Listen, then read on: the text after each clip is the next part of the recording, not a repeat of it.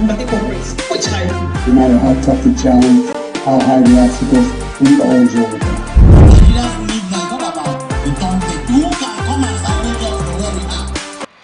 Good morning and welcome to Open Air on Atlantic Television Network. Open Air is the network's flagship political platform through which trending political news, events and stories are discussed with stakeholders.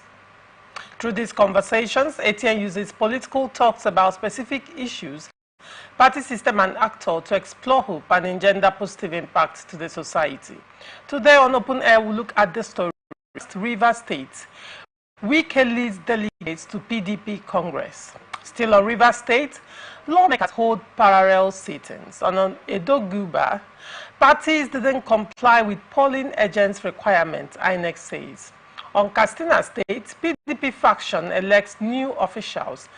And on APC, North Central Forum slams Sule for endorsing Ganduje.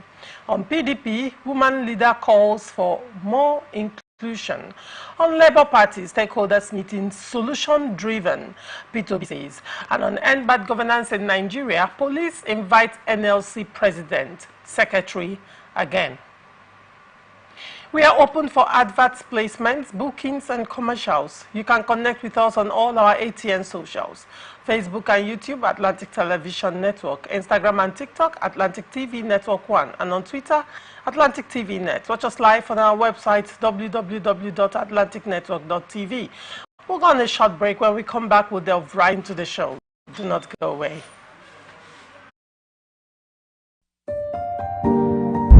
People. Mr. President, my people are on the sea. Place economic stability and confidence. I thought the leader in need of this minister at the top of the because I said for our money, we put in the house.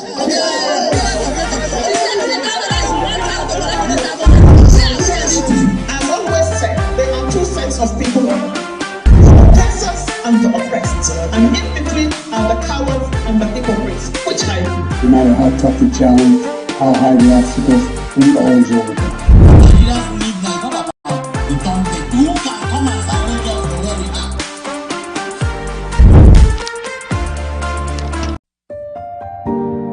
Representing people. Mr. President, my people are on the sea. Place economic stability and confidence. I thought the leader in need of this minister at the top of the because I said for our money, we put in the house.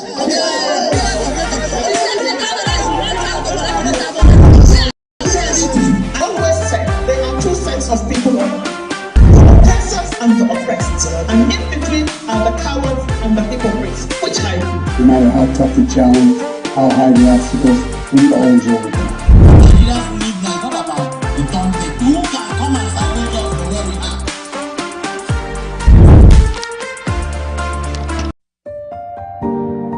Representing people. Mr. President, my people are on the sea. Place economic stability and confidence. I thought the leader in need of this minister at the top of the because I said for our money, we put in the house.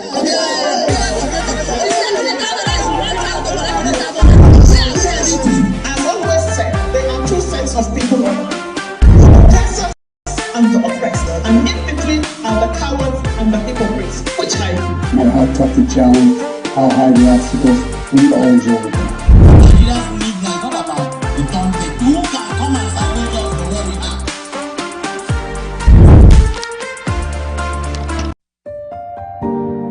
Representing people. Mr. President, my people are on the sea. Place economic stability and confidence. I thought the leader in need of this minister at the top of the because I said for our money, we put in the house.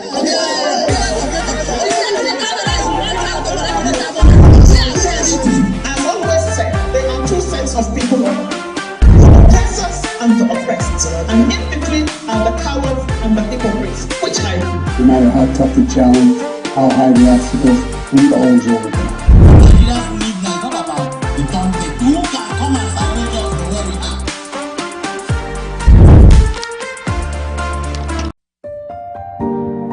Representing people. Mr. President, my people are on the sea. Place economic stability and confidence. I thought the leader in need of this minister at the top of the because I said for our money, I've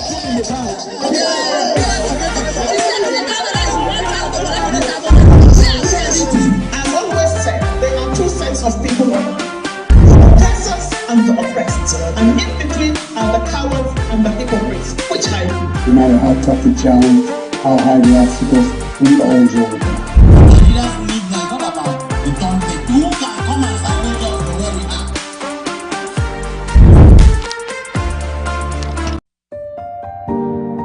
Representing people. Mr. President, my people are on the sea. Place economic stability and confidence. I got the freedom to use of this minister at the top of justice. Because access to our money we put in the bank.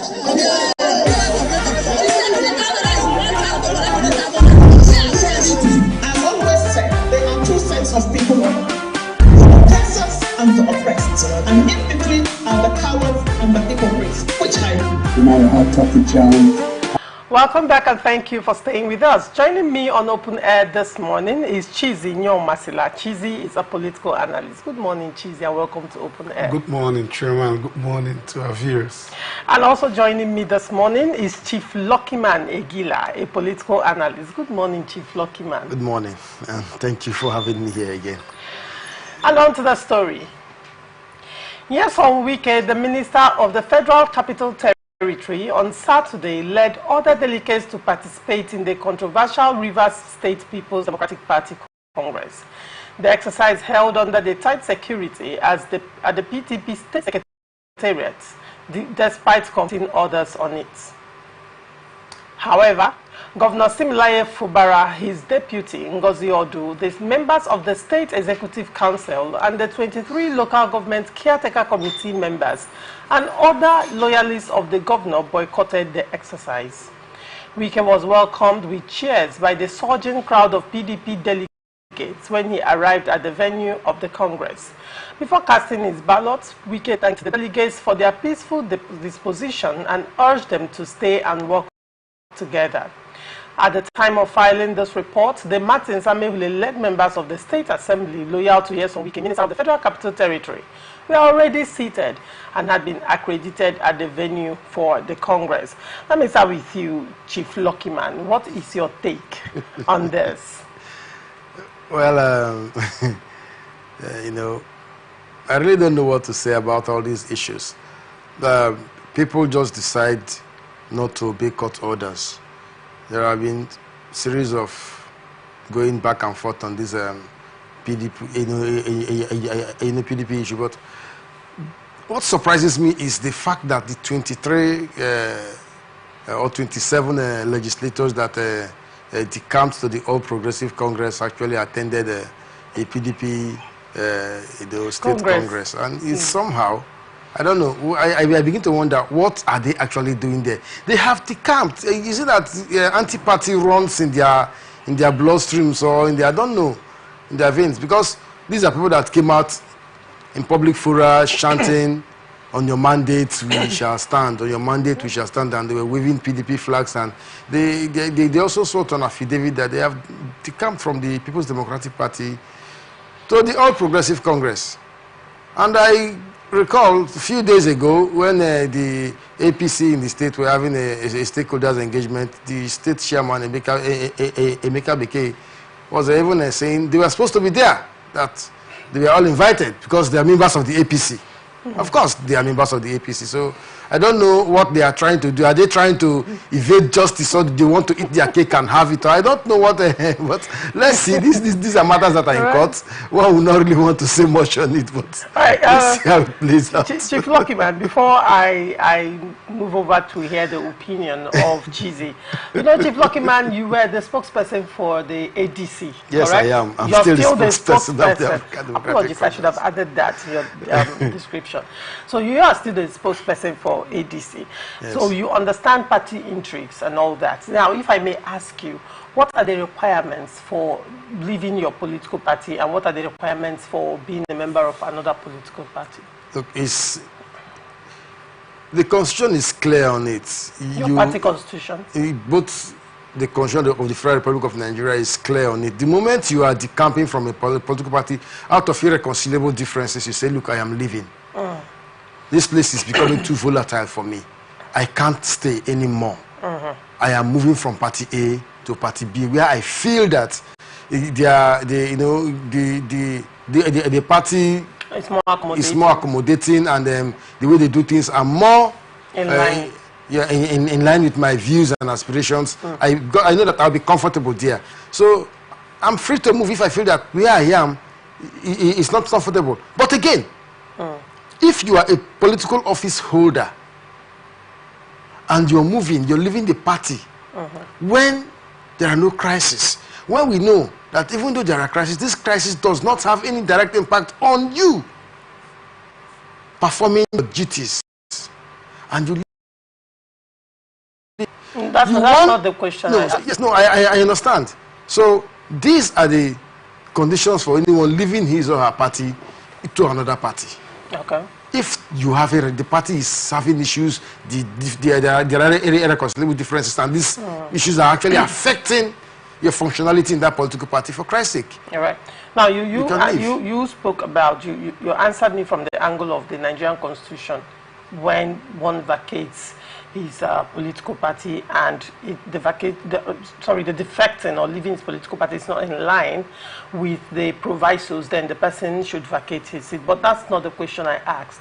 I asked question in line with your party constitution. How do you acknowledge someone as a party member? First, one can become a party member the moment he registers with the party from the units, the ward, and begins to participate in party affairs. All right. He is a party man. Okay. Yes. All right. That answers the question. So before I come back to you, let me get from Chizzy. What is your take on this story? Well, let me not just take on the chief, but let me first speak on the primaries. I heard you say controversial. In fact, they have even given the judgment before the whole period, but I don't think there's anything controversial about it. You see, the PDP is, I'm a member of the APC, of course, as it is ADC. Oh, interesting. Yes, I contested with Emeka Beke, so I think I should better talk about the APC. I'm a member of the APC, I contested the chairmanship with the APC, I was a member of the State Working Committee, I lead a very vibrant, just like GDI of the PDP, I see you in APC. So I know everything about the APC by his grace. You're still in the State Working Committee? No, I can't be in the State Working Committee because I contested but I'm a member of the State Executive Committee. All right. So that's Currently? Of course, because I was a member of the State Working Committee.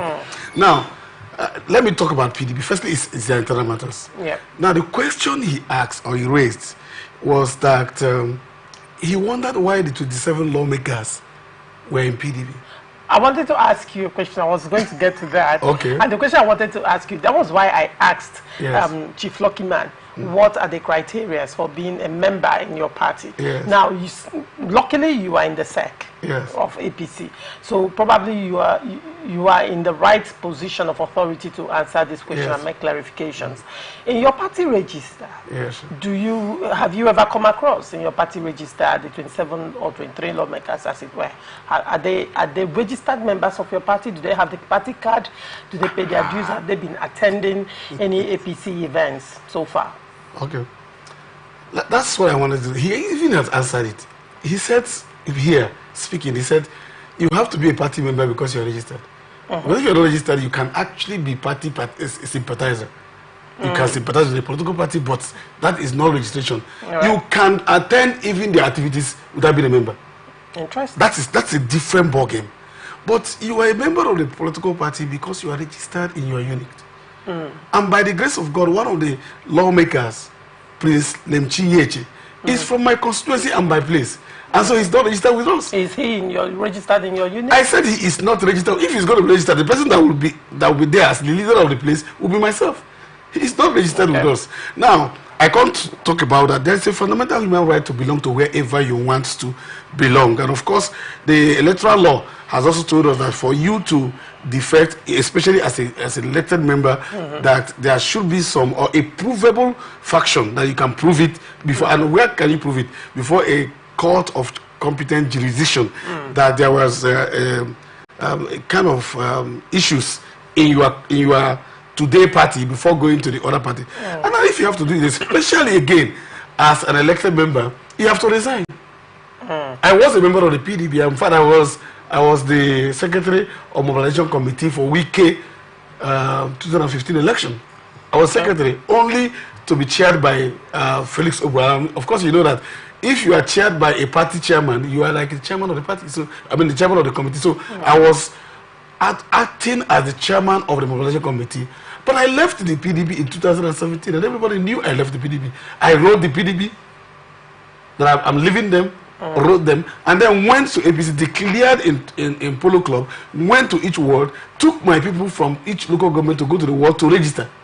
Now, the fact that I could say it, I don't want to deny that, I could say I have decamped and I'm now a member of this party. That does not make me a member of the party. That does also not make me. And do you know what? The only people emboldened to prove that I have actually decamped is the party. It's not all of us who are outside. It's even the PDP that has the onus to say you've decamped from my party because you have written them that you have decamped. You can go and do affidavit or whatever affidavit, even though I haven't seen. You can do whatever, and the court is here, you know, Chioma, to interpret more for us. These people said we belong to the PDP. The PDP have said they have not decamped. Now we who are not members of the PDP said no, they have decamped. The APC, he said. Emeka Beke, you know, in one of those statements he made, Emeka Beke came on, the court just granted him, you know, something, and then just a day, that same day, Emeka Beke came addressing the press conference, he said they were members of the PDP. The question you will ask is that Emeka Beke knew that before that court declared, he was not even participating. As at the time the so-called defection was done, he was not any of that. And so how did Emeka Beke, that was the CTC chair. How did Emeka Beke all of a sudden, just there, now knew that they were members of PDP? Has he gone to to hand over? Because having done that, maybe he had to be handed over to at that working document. He would not know that these people were members of the PDP. He never did that. So it wasn't. Your opinion, was it a political statement? So I hate when they say political statement because I read political science. That's not political. What is it? That is a careless statement. It's because you see, when people say political statement, it means that you are lying, you should lie. There is no letters of politics that says you have to lie. So the APC did not take on Emeka Beke for making a statement that was actually baseless. You mean the APC didn't take Emeka? Yes. The APC national have said that Emeka is not recognized. So they are looking at Emeka as one of the people making statements. It's not like anything. Why would they take on something that they feel that he's not recognized? I mean, as the national address press to say that no, we can't. Because you see, you know, sometimes we inherit a thing. And that is why I fear future very well. I fear future. We are members of the State Working Committee. When the national dissolved the members of the National Working Committee and brought in caretaker, Obobola, Isaac Obobola, and we all accepted, including Emeka, who was secretary. I was a member of the State Working Committee. We all accepted, and because Obobola favored our camp, we agreed, and we all stayed. And even when the Magnus Abe's faction said no, Emeka cannot do, we did party revalidation, we did all of that, and we were there until a substantive election was held, where we came to contest again. Emeka Obobola was there. It was the national that did that. Now, I am not the law court. You know, I said here in one of your this thing that I was discussing with a judge, a justice of the Supreme Court, and I said, why you just be? He said, we are not the best because we are perfect. He said, we are best because we are final. That means that if the Supreme Court gives a ruling, there's nothing you can do about it. So they are not best because they are perfect, but they are best because they are final. And the case is within the court. It's within the court to interpret. It is the court that will now begin to interpret, because you see, all of these things that is happening is an eye-opener to all of us who does careless things, including the fact that you are new party, assuming you decamp without doing that your new camp party, should you run an election with them, can also say that you were a member of that party because they didn't see resignation. Let us allow this. So what you're saying, in essence, if I get you, is that now these lawmakers, to the extent of your knowledge, as a SEC member of APC, are not registered members of APC. They have not written to the units to show interest to join the APC. They are not in the party register. That's what you're saying. They are not. When you say registered member, they are not members. Oh, interesting. I'm not even talking about registered. They are not members. There are things that makes you members. All right. You said there is a difference between a party member and a party sympathizer. Sympathizer. They can. So where you they can sympathize. When he said, he used the word they sang on your mandate we shall stand. Bros, I was in the APC, but I sang reset. Reset is of the article. I sang reset because, you know, there was something that happened in 2027. 23, sorry. In 2023, there was something that happened in Rivers State that political scientists is still finding a theory to come in there. In 2023, you saw a party that, you know, my brother and friend, Right Honorable Chibike Amechi, the former governor, was a man who came second in the convention, I mean in the primaries of the party. And yet, his camp worked for Atiku. Then he saw an FCT minister who came second in PDP, and his camp worked for. So it was a lot of contradictions. A lot of probably Nigerians are getting wiser by the day that it's not about the party interest, but about the interest of the nation. That looks like that, but I can also say that it also means that we didn't have ideology in the first instance. Interesting. That's ideology. Party ideology. That is zero ideological basis, because if you have ideology, you knew that, for instance, that the ideology, of course there are conflicts of ideology. I don't even know the clear mark. I left PDP to the APC, and I didn't see the clear difference between the PDP and the APC. It's just a man trying to sell his own. So what I'm saying is that it is lack of ideological position, because if you had ideological position and you believe in this ideology, you will not defect. You will not, because that means you're recanting on what makes you you. What makes you you? But here, because it is about me, who is going to occupy there. No, I am also seeing it in a different phase. Listen, let's assume that these parties actually have ideologies. Yes. You go in based on what you have seen inside, and you do, after being there, you see that the practicality of what you expect to play out is not playing out. You have every right to pull out. Sure. So what if this is a situation that most these people are seeing? But of course, I can't say they are seeing these things now, because most of these people that we are calling here are all political bigwigs, and they have also enjoyed the largesse of politics within all these years. So to me, well, it's just everything is just about interest. Yes, Chief. Let me say this. While I was running for the chairmanship, one of my campaign this thing was that, should you run for election in our party, even if you are going to come in from another political party, you must have spent 6 months in our party. The reason is this: I believe that we should build an ideological position that you should buy in. You know, you just don't, because now look at what happened. That means that somebody can just go to ADC, for instance, and he just marketed his party because I'm going to go there to talk to him. You know, because somebody can go to ADC, for instance, and then run election without even knowing the ADC constitution. With that, I can tell you, without just knowing, because even the ADC will say, oh, this guy is a viable candidate, maybe we should just... So they woo the candidate. The candidate to just move. As long as the candidate is going to win an election. No wonder you see that as soon as they take that vehicle to win, they're already looking at... In fact, if the party is not having crisis, they cause crisis for them to move to another political parties. And I tell you, it's a very wrong thing. And I think our democracy needs to fine-tune that very well. All right. Now, if I also get you cheesy, another point you made with respect to the 27 lawmakers is that televised announcement of defection does not in any way translate to actual defection if the constitution of the party is not followed to the later. That's what you're saying. I asked the ADC man now. Okay. Let me ask him. Let me ask him now. Let me ask you that if I declare on this thing now that I'm going to be a member of the ADC, I'm a member of the ADC, will he allow me collect fund now without registration? You cannot just come and declare and become member of the... Look, there are possibilities. The member of the party, Jesus, you know these things. For God's sake.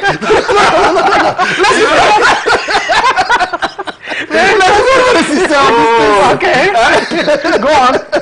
Let's be very sincere. All right. All I'm saying is this. Look, it's them politics. Now, you come on air, you say you're decamping from your party to the...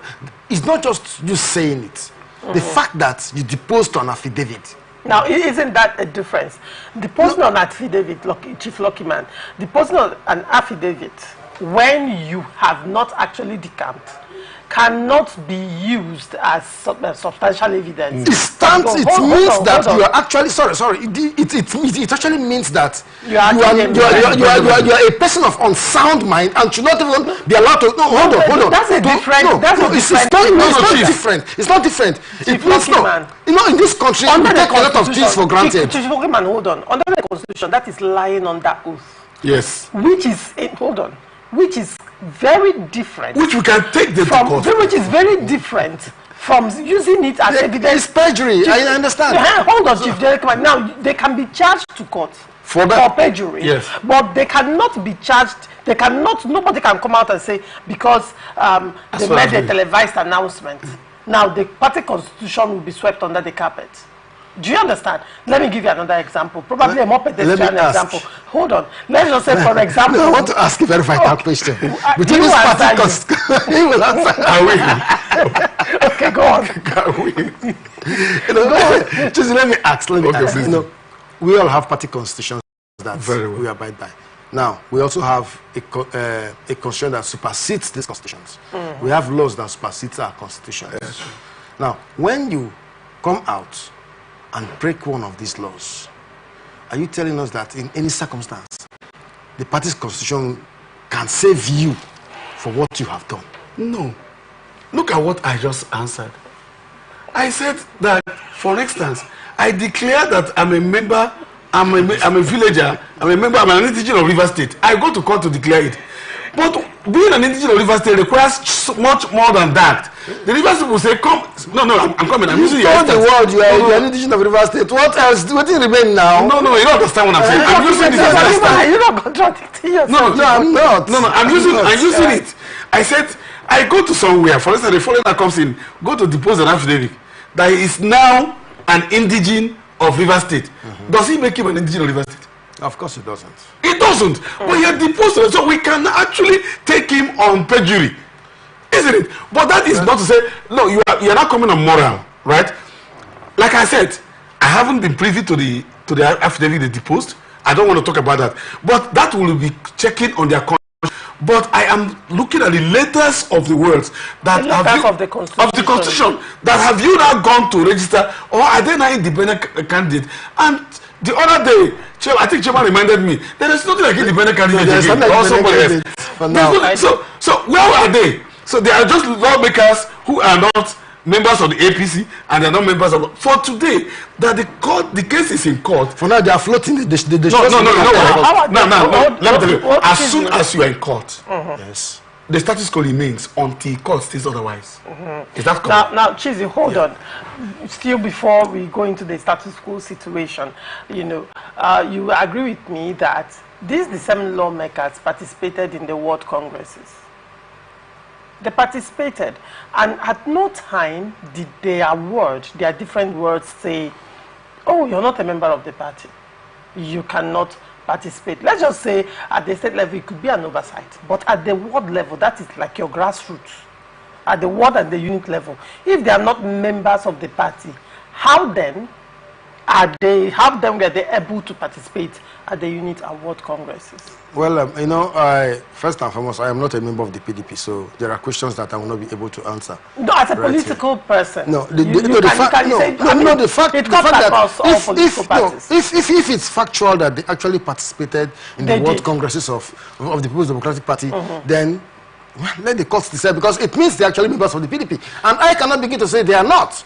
You understand? So the PDP itself have to come out to say these people are not. But now, I am not a member of the party. I am only saying, look, you can't joke with Rivers people after we give you after giving you our mandate. You come on air, you tell us you are decamping, you're moving to another party on air. You went ahead to swear an affidavit that you have left.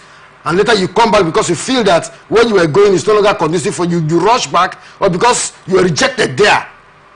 No, it's the truth. No, anything. It's the truth. Because you were rejected and you were kicked out immediately. You said, no, we can't accept you. Or because you realized immediately that, oh, I've made one of the worst mistakes, and you decide to stop and begin to retrace your steps. You feel like we should just accept you, clear the sinker, and say, okay, this person. You have trust issues. I'm so sorry. I don't know what this love.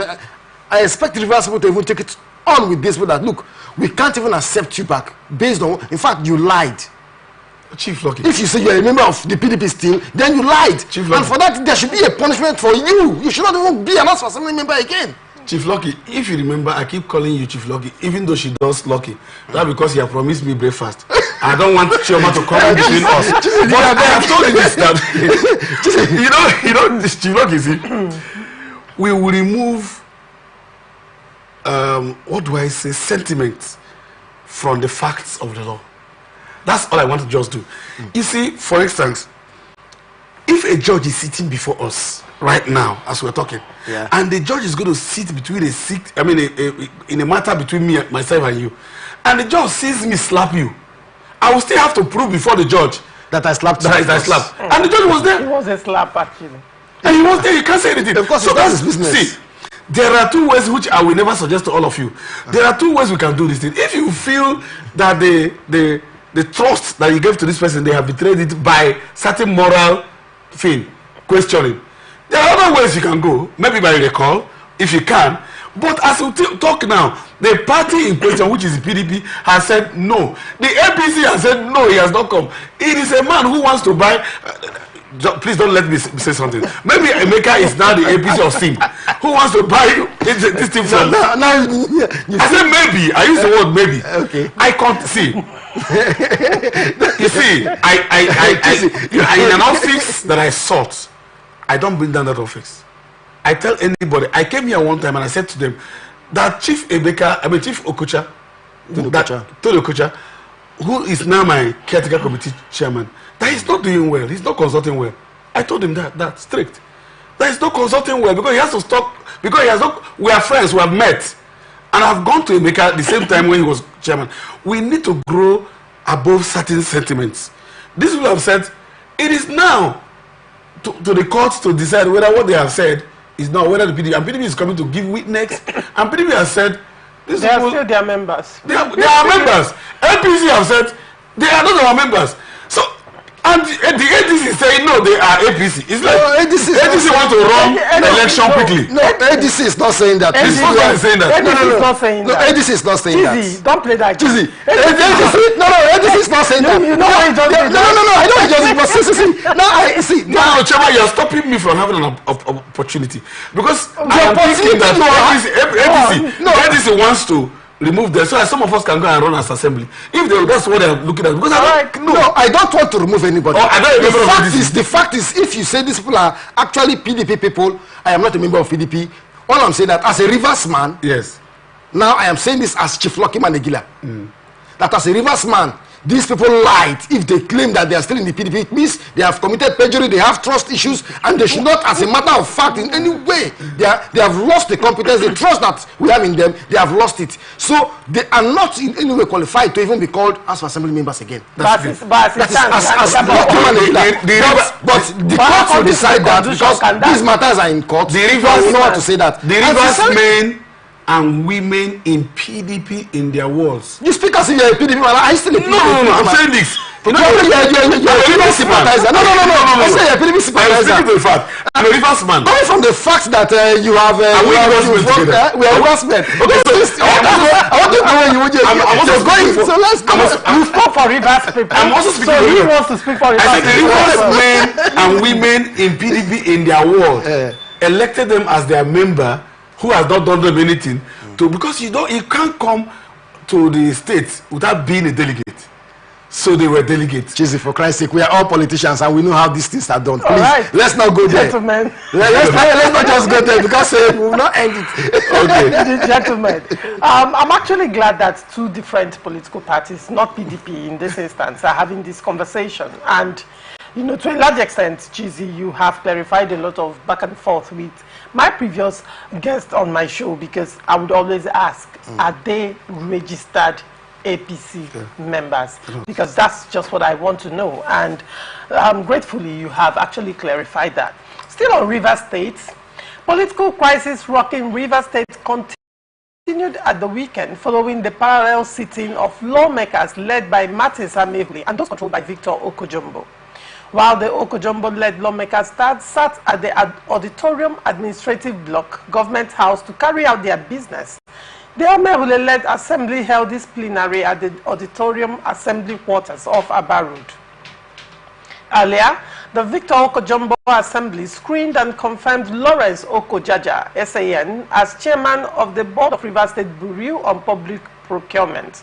Also screened and confirmed as members of the board were Dr. Ernest Ekwe, Dr. Mina Obanga, Iseleye Amakuri, Adokiye Oyagri, Gift Alex Hart, Mrs. Grace Osaronu, and Selina Ammonia. In a parallel sitting, the Martins Amehule-led House of Assembly passed the Electricity Market Bill 2024 into law. The bill was sponsored to repeal the Rivers State Electricity and Gas Board Law, CAP 50, Laws of Rivers State 1999. A statement signed by Amehule's Special Assistant in Media, Martins Wachuku, said the action of the lawmakers was designed to positively impact on the investment climate in Rivers State for the benefit of the people. The statement said the Rivers State Electricity Market Law would provide for electricity supply, its power generation, transmission and distribution within Rivers State, and would establish the Rivers State Electricity Commission for the enforcement of consumers' rights and obligation. Chizi, what is your take on this parallel sitting by the lawmakers? Okay, let me come here. To be honest with you, this is not healthy and good for our state. Of course, it's rubbing negatively on the development of the state, whether you like it or yes. But then, the question we need to ask is, while you were making your intro, you said the Oko Jumbo led. Martins Amehule led. No, the Oko, I'm using the word Oko Jumbo. Oko Jumbo led this thing. And then, you didn't bring out all the issues. You didn't bring out all the issues. You would have said 3-man legislators that start. Did I also say? No, you would have also said 27-man. I agree with you. Now, the question I would like to ask is, assuming and God forbid, there are 3 ways a man can leave his seat as assembly members. Either by death, and God forbid, like I've said so, or by resignation, or by recall, or by whatever means, maybe impeachment or whatever that it has happened, for them to leave their seat. Assuming that had happened, and God forbid that it did happen, assuming that 27 members had left the assembly, and of course you know that the chief of staff today, Edison, has resigned, and then you also know that they lost somebody. That means of the 32 constituencies, we have this 29% leaving this thing. The question you will ask, within our law, can 3-man sit? And the answer is no.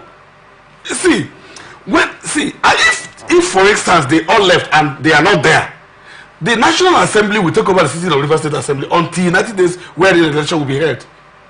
So are they in the first place? Meaning that if they have not constituted the quorum to even sit, and the quorum is 1/3 to even sit, meaning that if you don't have them, they will not sit. The National Assembly will sit for Rivers State until we fill in those vacancies. So, meaning that their sitting is as illegal as I know they are not. Which of them? Which of the House of Assembly? The Okojo. Yes, right. The 3. They can't meet. So anybody they screen is illegality. They are not even members. In fact, I was even surprised that the son accepted that such thing when he knows that that is the clause of the law. Now, this other one is the 27 lawmakers. There has not been any court. If there's any court that has said they are still lawmakers, is that we have court who has said they are still lawmakers. There has been any court who has gone to quash that. I've just heard maybe a new court will come up to say that they are not lawmakers. And to the extent they are still waiting for that Supreme Court to rule, if there is anyone to rule, they are still lawmakers. They will have to sit. So why not submit the thing to them and then let them say no? And then we'll come. See, the governor will not stand up to judge who is a lawmaker or who is not a lawmaker. It is the court that will tell us that. All right. All right. Chief Luckyman, what do you have to say to this story? You know, these are matters that are actually in court. And even though I am tempted to say certain things, but like I asked you, I don't know. You are a member of the All Progressive Congress, right? Sure, yes. You're speaking more like a PDP person here. No, that's just the truth. No, let me tell you something. We are Rivers people. We all saw what played out in Rivers State. So are you speaking hold on. No, I am speaking as a Rivers man now. Okay, so I'm speaking like a Igbo man. No, you're speaking like a member of the people to No, see, let us lay all our cards here. Whatever is playing out today affects Rivers people. Sure, that's true. However, whether the Okojombo-led faction is illegal, whether the Amehule-led faction is illegal, both of them are breaking the law as far as I am concerned. How so? No, sincerely speaking, before you pass a bill, that bill goes through a particular process, and must get the governor's assent. Okay. No, hold on. No, Okay. no, please. There have been times before now that this assembly, without even communicating to the governor, have even tried to override his assent. These are part of the issues Can you give that instances?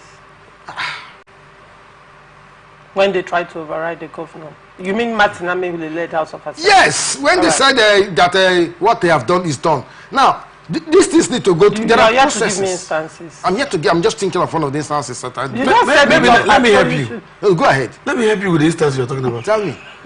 The extensions of the local government tenure. Okay. And you are here speaking and saying they didn't write to the governor. What was it? It's the governor's thing. The governor didn't give his assent. And the law says upon a particular number of days, if the governor has withdrawn his assent, they can withdraw back the bill and pass it into law. That's why we are benefiting from NDDC. NDDC is a commission that came as a result of that. Obasanjo didn't give his assent on NDDC, but it's funded NDDC. I'm talking about the NDDC as a chief that they may have been giving you honorarium. That NDC that used to go. Actually, I know that you are also collecting. Yes, that NDC that is helping us, because if I'm not collecting my cash, I'm passing the road they may have built.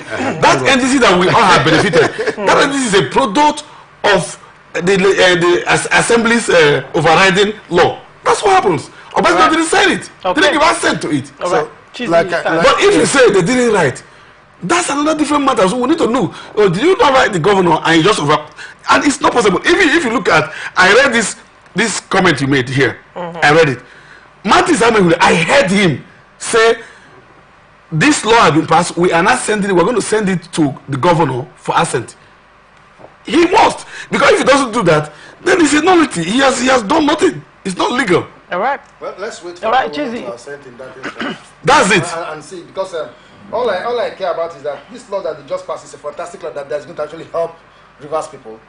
But they need to look for a way to fix whatever they have going on so that Rivers State can have a headway. Sincerely speaking, Yeah. whatever is going on between Governor Simbaye Fubara and Barrister Nyesom Wike is destroying Rivers State politically. And Chief, I can tell you that I like it. Do you know why I like it? Yeah, of course you like your Let me tell you why I like it. Yes, go ahead. This is the first time. Do you know, it looking like it's absurd. This is the first time in Rivers State that we're having legislators stand up to say something. You know, we never had that. Like I said before, a governor can go ahead and do something and then come back after 6 months for assembly to pass it and they will say yes. But right now, because of this eye opener, everybody begin to know their right. You're saying in essence that this is the first time Rivers State House of Assembly is acting independently of the executive. Yes, without any form which of would be good for us. Because you see, let me tell you, one time I accused, as APC person, I accused Yesowike. I said, I have not seen your budget. But you know what? The man who will say we have budget or not is the assembly.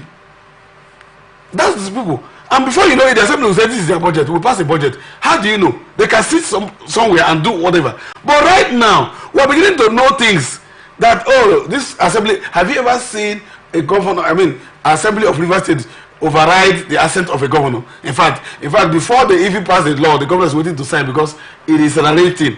But right now, we're beginning to see a good thing. Well, it's going to help our democracy. It is only. So that is the reason why I will contest now, because before I won't contest. Thank God you want to contest. Probably I'm going to meet on the field because I intend to run for office also. Oh, interesting. But sincerely speaking, in as much as we are seeing that the House of Assembly is becoming gradually independent of their own, Yes, sure. whatever is playing out, being independent is a good thing, but the notion behind seeking that independence is another thing. That is where I am heading to. That's true. Now, are you telling us that before now that we claim that the legislature was not independent of their own, so they were just sitting there doing nothing, whatever the governor brings, they accept. That is what we are saying. So today, what actually made them to rise up? What gave them that tap on the back for them to begin to wake up from this their slumber? That is the question I want to ask. See, Chief, let me tell you something. Because you and I know, hold on, you and I know, in Rivers State per se, the governor and the State House of Assembly does not have any major rifts. None. The governor has an issue with his predecessor that is open, that we all know, that they have tried to conceal in a way that it does not go to court, but in public fora, it's just there. Those issues have built up to having most of these people, begin to antagonize the governor. Hold on, because the minister, Wike said he bought the forms for everybody. I don't know why he was not even arrested, because he does not have immunity anymore. Why he's not being questioned? It's illegal. He bought the form for everybody that contested. How much is his salary? How much is his take home? Where did he get the money to fund that entire process? So, are we not, to me, I feel that whatever is playing out, just as they came out to say, we are on your mandate, we shall stand, yes or Wike. So they are standing on the mandate of yes or Wike. Are they playing, are they dancing? They dance according to the tune that yes or Wike is playing for them to dance in River State. Okay, or they are dancing this dance because they feel that it's a dance that they are supposed to dance. They are dancing it independently without being coerced or cowed. Chief, you have something to say? Yes, Chief Lucky. Let me tell you something that might shock you. As it is now, if the former governor, Nyesom Wike, says otherwise with these boys will stand up and challenge him. Now, I'm telling you because, you see, what we don't know, like I said so, the reason why I have refused to quarrel with my wife. You speak so confidently of what they are doing. I begin to wonder if you. I am informed. Chizi, let's not deflect. Continue what you're saying because that's what. Okay, yeah, you wanted to do. That's what Chief Luckyman keeps doing. So continue. Chief Luckyman, the reason why I have refused to quarrel with my wife or make up meant quickly is the fact that, and I'm going to use that to trace to something. Each time I have issues with my wife, the house tends to be more expensive. The house, the 3,000, 1,000, or 20,000 I would have given to them, and they will manage. She will not say, no, tomatoes is 5,000. This one is the budget will come in full. You're quarreling now because we're having issues. That's what happens when there is any little disagreement in politics. It brings everybody to begin to know they are right. Oh, let's sit on our right. Let's begin to do something. That's what I'm saying. But my brother, see, this issue, when Wike said, I'm not for Wike, so I'm not going to be speaking for Wike. If you say, you would have been taken to court, and of course for saying such things, you will now go to find out whether before the assembly, because anybody can say anything. It is the letters of what you have said. The assembly, Prince Yeje went to bank to purchase his form. Maybe he gave him money. Nobody knows how he gave him money. But they will bring out the receipt and say, no, they didn't do that. The man would have said, you go and buy form, I bought for you. Or anything. I'm not going to defend him on that. But what I am saying here is this. The PDP did not all support. In fact, Nigerians just ignored that statement and they didn't take it on. Because the Nigerians failed to take him on. Because the truth is that in the APC, nobody bought form for themselves. The truth is that in APC, my APC. You are speaking with authority in this. I am saying it. So who bought okay, the party bought. I know who bought. Yes, the party bought. The party bought from. The party bought from. How can the party buy? I know that. I also know that it is one man who sat down and said, "You go for assembly here. You go for assembly here." In APC, it's happening everywhere. That's why nobody can say it. They know. So how do we trust legislators that have been appointed by an individual? Chief that they are working for like a governor that has been appointed by an individual. Chief Luckyman. There's a governor appointed by an individual. Sim. Okay, who appointed him? Okay, so why say that? Chief Luckyman. Yes. Very quick question. Why I'm very flabbergasted that Chizi just mentioned that. You said that the FCT minister appointed the River State House of Assembly. No, he said he bought all their forms for them. It was he made that and you, as a Rivers man who is well informed on River State politics and the crisis going on. I didn't take him on. You did not also, you are unaware, like Chizi has come out to say that, okay, that the FCT also appointed single-handedly brought in Sim. And you're like, you don't know about that. No, it's not my party affair. Sim. No. Sim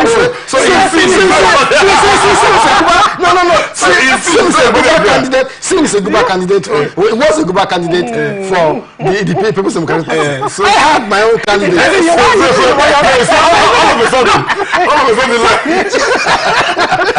Chief Luckyman.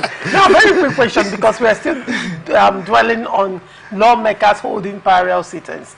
Now, you applauded the law that was passed by the Martin Amehule-led faction. You said it's a very positive law. Now, let's look at the plenary the Okojombo faction has held so far. Is there any law that they have passed? Because so far, what I have observed in their modus operandi is that they usually sit to screen commissioners. No, they usually sit. I think they passed a law, or there's a law that has undergone second reasonable there. But there was this law sponsored by this young man, Sukari Goodboy, the one from the, I think, Ahodan West, or thereabout.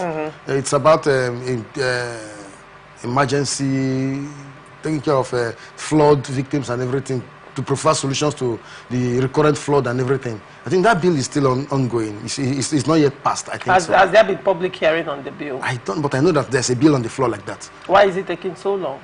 I wouldn't know. I'm not because I mean, but I know that there's a bill like that. Considering the speed at which commissioners are screened and people are being appointed, why is this people-oriented bill, according to you, that was being sponsored by, or that is being sponsored by Sukari Goodboy? I'll give you details of that when I the next time I come on air, because Sukari Goodboy is a friend. Okay. So I would love details of that. I'll call him and. Is he the deputy speaker? Because they have 3 men now, 1 deputy speaker, 1 speaker, and 1 majority leader. We don't know. We intend to. We don't have members sponsoring something. We have the leader, the deputy speaker, and the speaker. There's no member. It's better they should just remain like that. Yeah, Chief Lucky Man. All of them should remain like that and continue what they are doing until the courts decide. Hold on. Chief Lucky Man, when you say that, that also raises concern, because when you look at it critically, there should be other constituencies in Rivers State. When you're talking about, you know, we are sorry. We are here to talk. Sorry, I see where you're going. I see where you're going. We are here to talk. Let the law decide. You know, my brother always bank on the law. Let's see. Chief Lucky Man, go ahead. You won't do that. So hold on. Now, the question that I want to ask you is with respect to representation of other constituencies. Yeah. Now, what it means, because clearly the governor has came out to say that he has de-recognized the Martins Amehule-led faction. And shortly after that, Okojombo was elected as the factional speaker of the Rivers State House of Assembly. And then, moving forward, the governor has been dealing only with Okojombo-led House of Assembly. The question is, how can only 3 constituencies take decision for the entirety of Rivers populace? You know, I'm trying to avoid saying certain things that I feel that one shouldn't say, because whatever we do, we are on air, and these matters that we are talking about are actually in the court of law.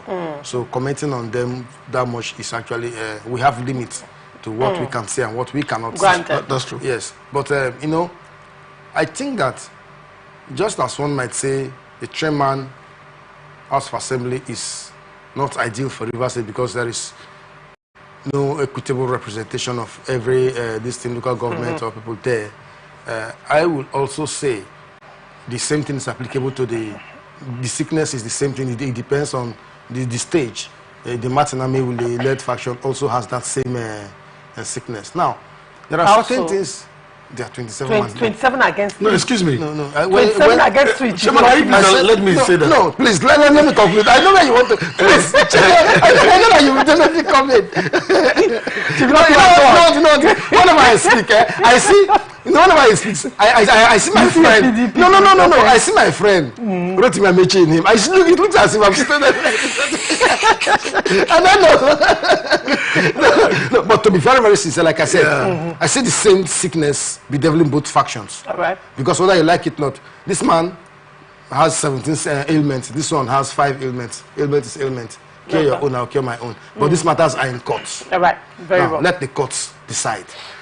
Because both of them have done things that goes against. The Martin Amehule faction went to court trying to stop the governor from spending on developing Rivers State. It's no, they did.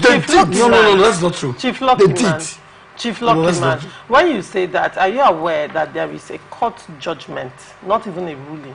Yes. A judgment by a federal high court Yes. that nullified the presentation of the appropriation bill to the Edison-led House of Assembly. It's okay. And that judgment ordered... Has not been appealed? No, hold on. It has not been appealed. It has not even been vacated.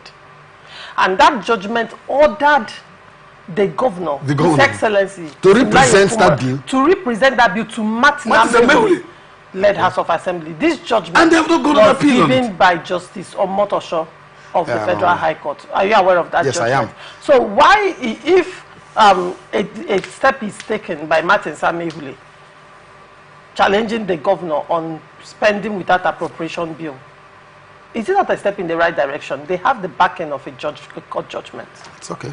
Do you know having different backings of different court judgments that are conflicting, that are causing this whole chaos in this? It's okay. It's fine. You wanted to say something? Yes, I wanted. Oh, don't forget the 27 against. That's what I'm talking about. The 27 against. All right, go on. We have 32 constituencies in River State. We know, and we lost one. Yes, one died. One died. One resigned. One resigned. Yes. That means 30. Yes. Then there are 27. That has met that. Even if you put in the 32, the 27 is two-third majority. Even more than two-third majority. And a two-third majority can sit and take decision. Okay. But a three-man speaker, God forbid I call them speaker, a three-man assembly, because they are assembly members, they are.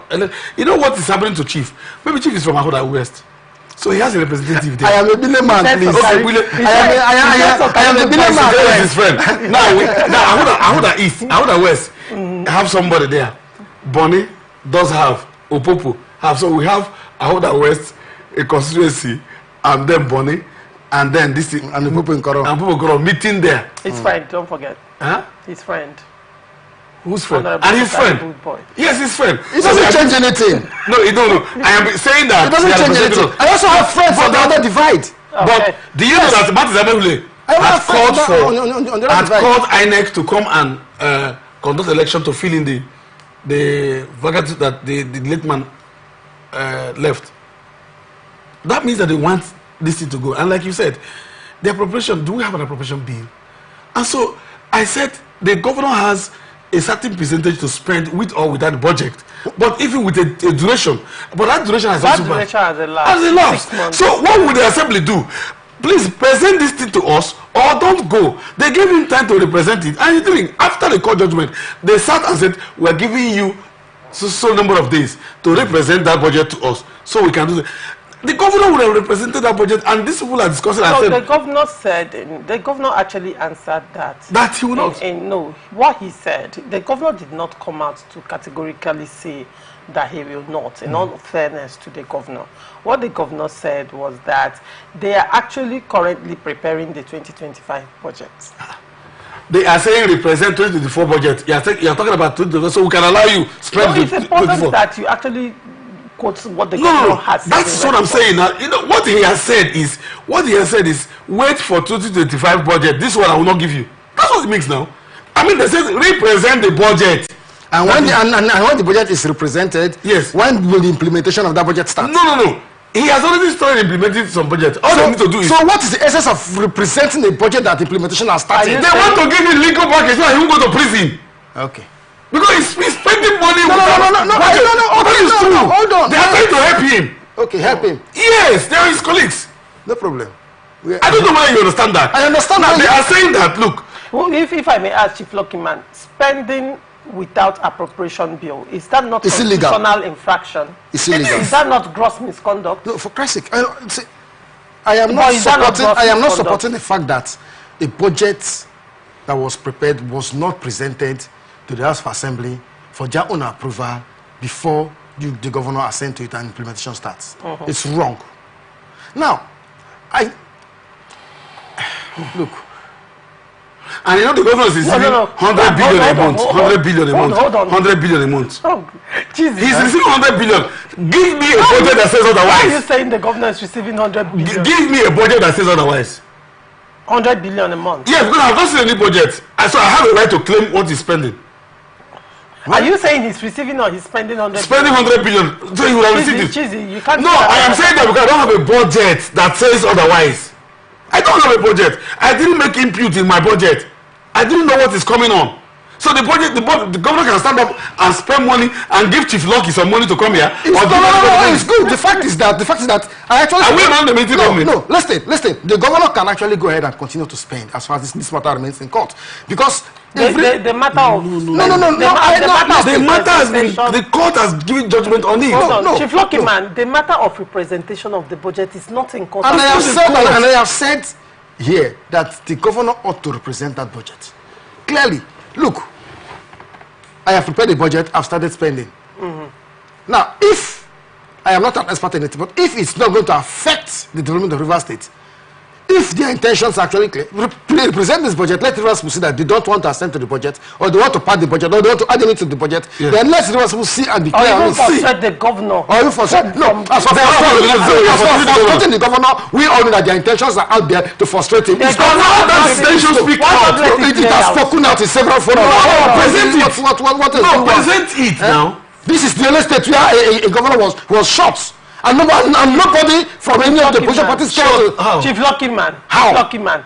You know, there is a modus operandi I observed with your analysis. No. When a conversation is getting to its peak, you find a way of chipping in something completely different. And you know the funny thing is that Cheesy keeps on falling for that. I see my brother, I don't think I'm mentioning this. And you just give him a bit. Cheesy will completely forget his train of thought and he will just latch into the new thing you have said. And that just happened right now. It's all right. Okay. I don't know. But the truth is this.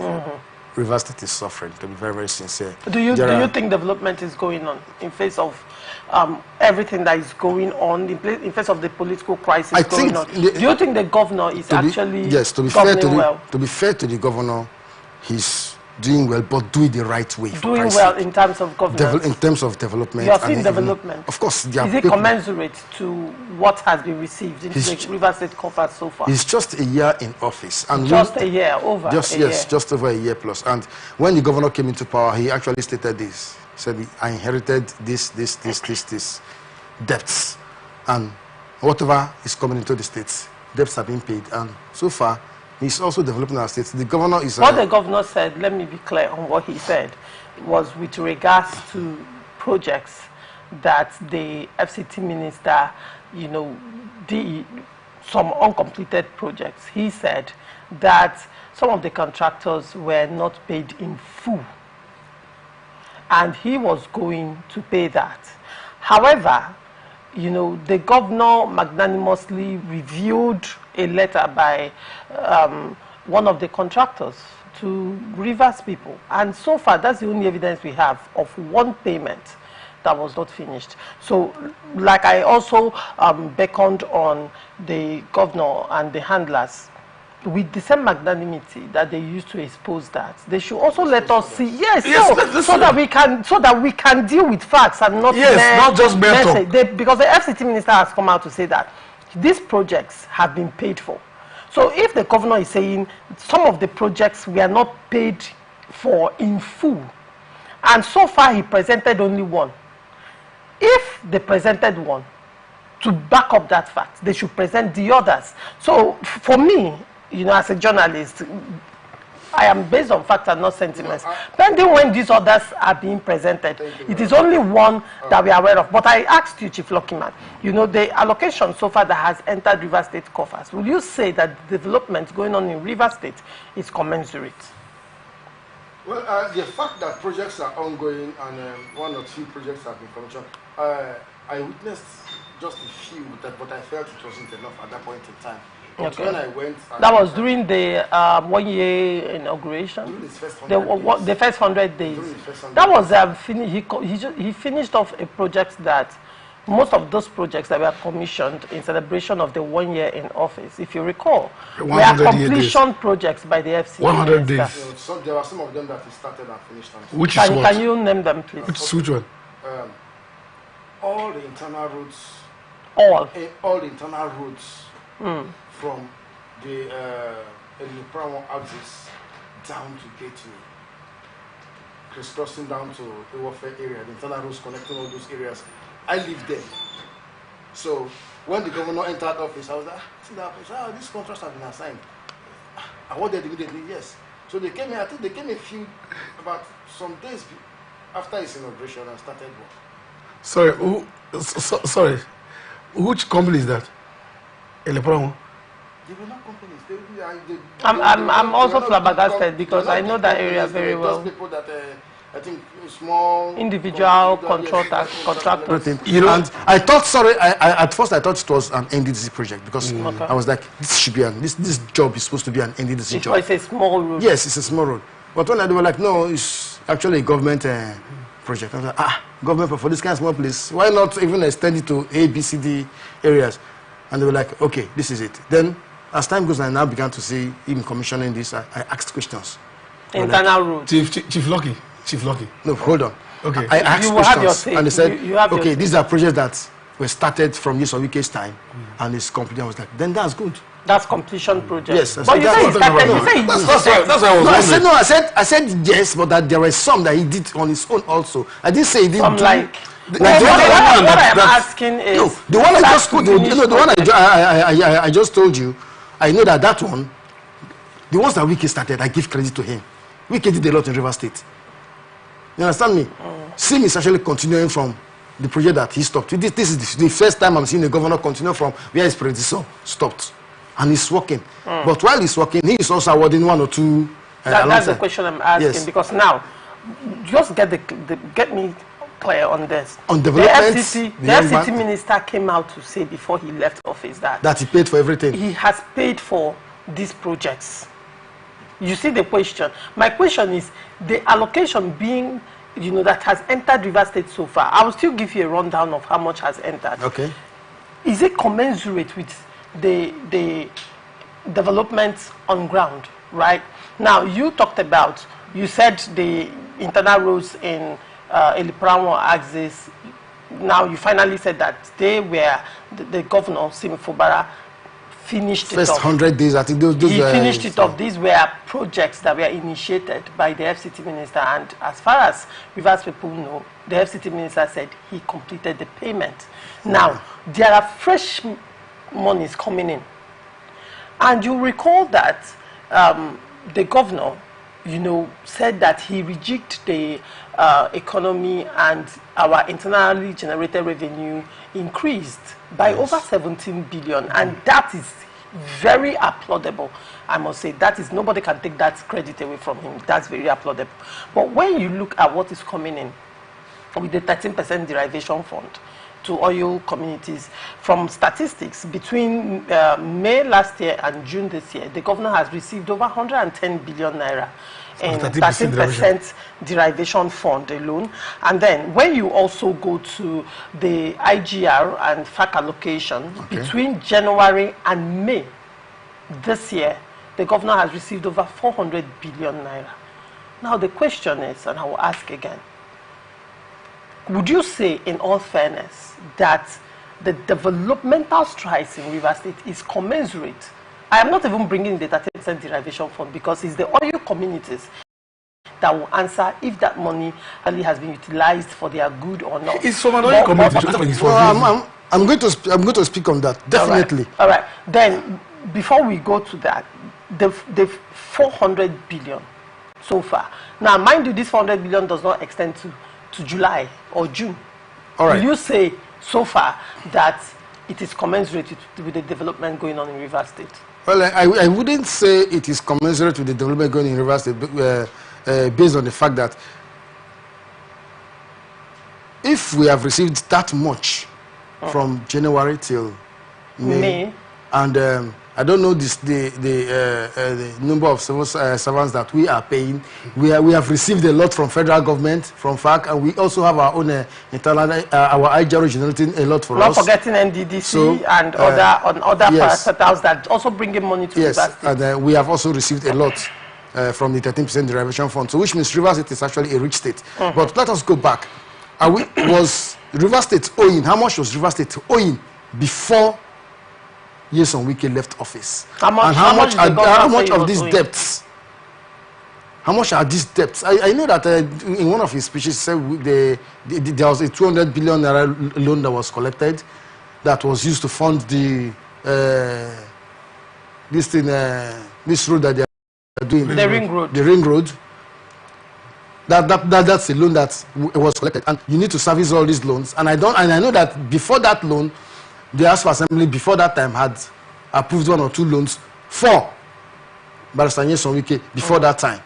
Now these are loans that have been serviced from that time till even date. But the fact is this: despite the fact that you are servicing loans, we need to see development, and not just infrastructural development cross-board. By now, I was thinking that the scholarship program that our brother Rotimi Amici started, that sent most of our youths abroad to go and study specialized courses, should have been brought back, where we are going to look at it, rejig it, and send our children abroad to go and study courses that are going to help develop our state. Then what about the farms, the Songhai farms that was started, that was abandoned along the way? We need to see how we can rejig it, bring it back, expand it more, let rivers people get employed. In terms of civil service, I give him kudos because he has done very, very well, more than any other governor that has ever ruled River State before.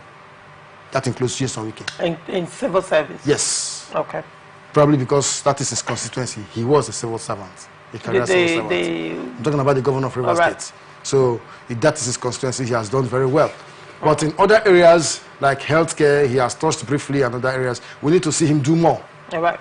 He is actually trying, but we need to see him do more. All right. But in terms of the 13% derivation,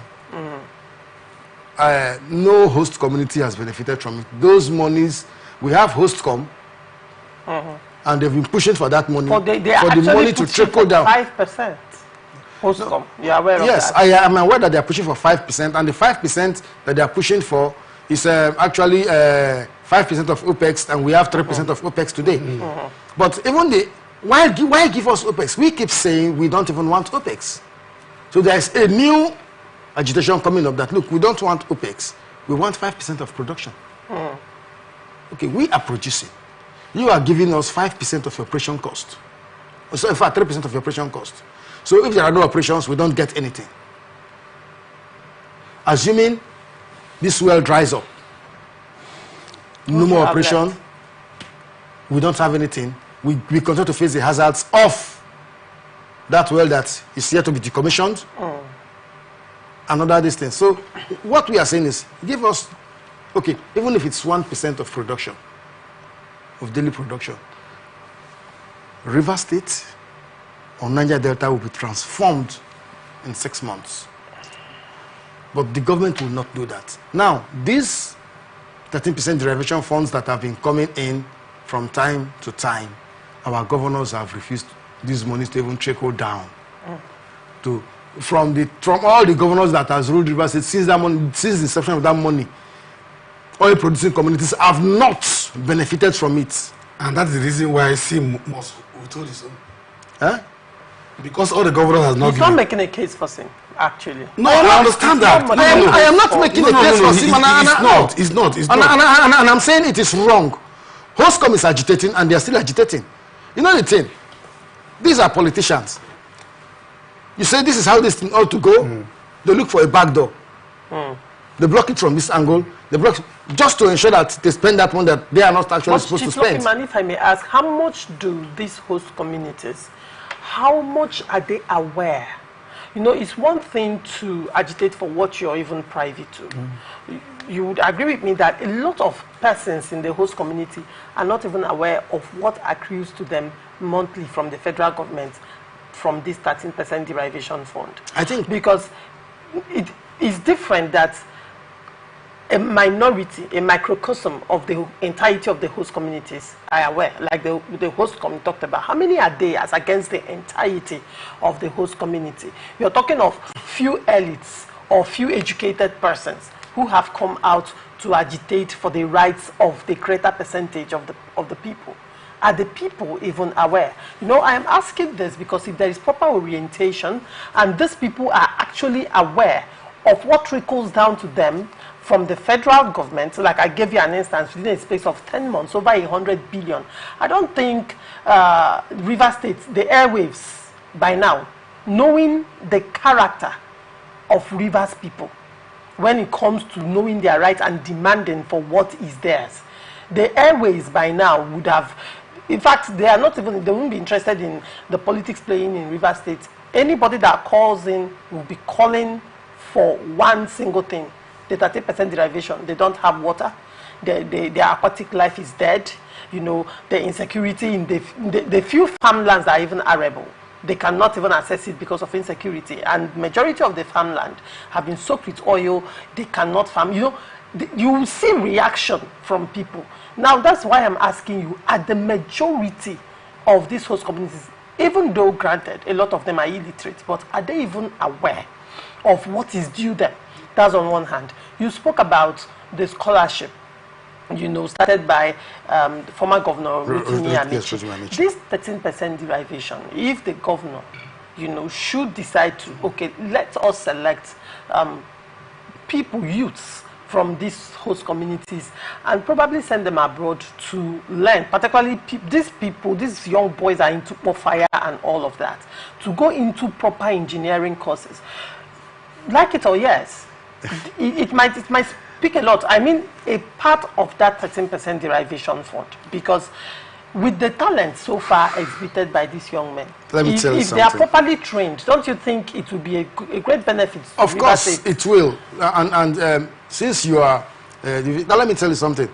The 13% derivation fund, our people are actually aware of it. But the truth is, everyone is not going to come out to fight for it, to agitate for it. That is why there are representatives. That was why HostCom was created. People saw it, came back home, begin to talk about it. They gathered the youths. Look, there's this kind of money that is being paid at every point in time. The government has refused to give to us. What do we do? What do we do? Okay, let's meet. They sent representatives, youths and elders. They met. HostCom was formed. HostCom was formed. They began to fight it from the federal. Okay. Because they wanted to pull that money from the federal so that the money does not even get to the states. Go directly to the host community. Directly. And the federal government actually agreed that, look, there was need for that. But that, okay, if the money is being deposited, how do we know that this money will be shared equally among the host communities?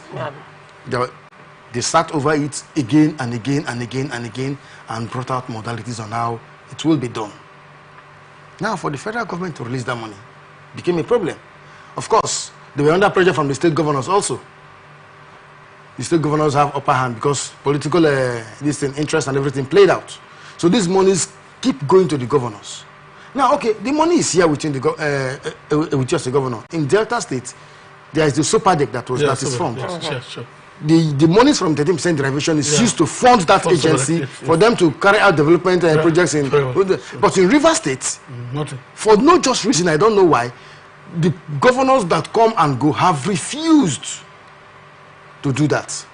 Now, talking about Bufire, I was part of those that trained our students that partook in the presidential amnesty program. I trained them in Nigeria as a conflict manager, trained them. After training, took most of them out and trained them outside. Most of them were engaged in several skills, automobile engineering, pipe fitting and welding and other things. And in one of the graduations, some senators came in just to see what these boys were doing. As part of their graduation, they have to carry out a project, and they built a mini refinery. The senators came and saw us. What?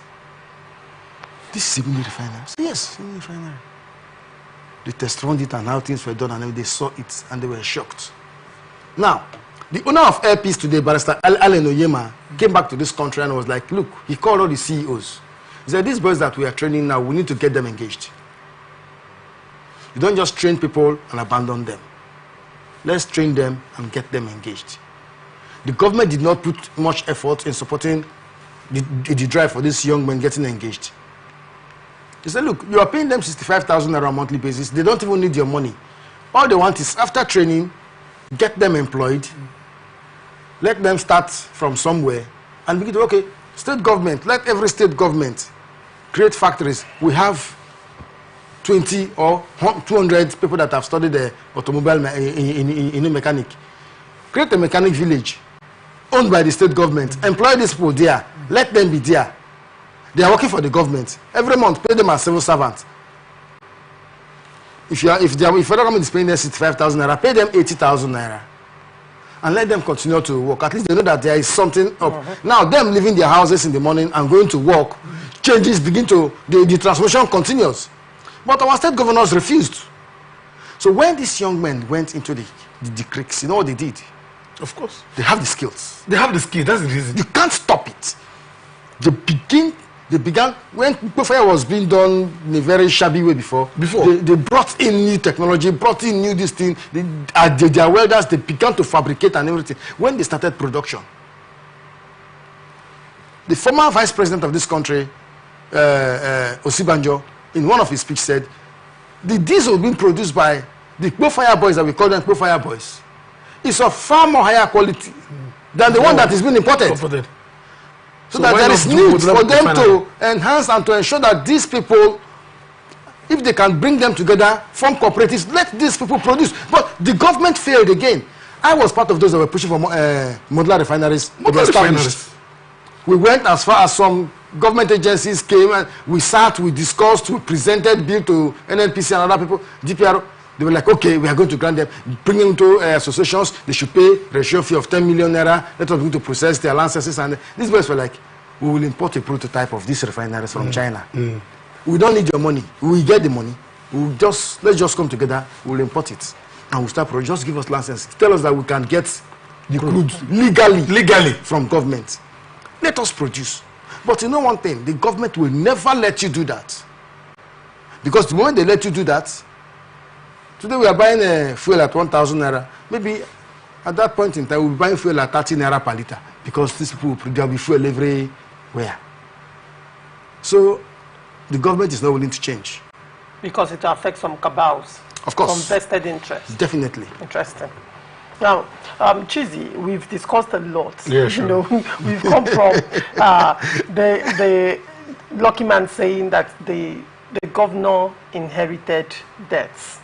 And you still talk about the 13% derivation, the profile and all, but I would also want you to, answer everything and all the concerns that Chief Lucky Man has said. The question I want to ask, so that you can have your say, is in respect to what he said. Granted, every government inherits liabilities, but most governments also inherit assets. Yeah, sure. You can say that. In the case of the FCT minister, you recall that when he assumed office, he came out to say that the reserve funds have even been depleted, that there were no reserve funds. And you were in Rivers State that time when the former president, Buhari, wanted to be the president, and the issues that surrounded the reserve funds and in connection to presidential admission of President Buhari then.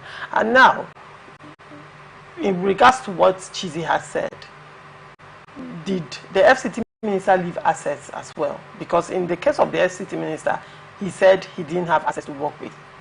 He just had debts and liabilities, as it were.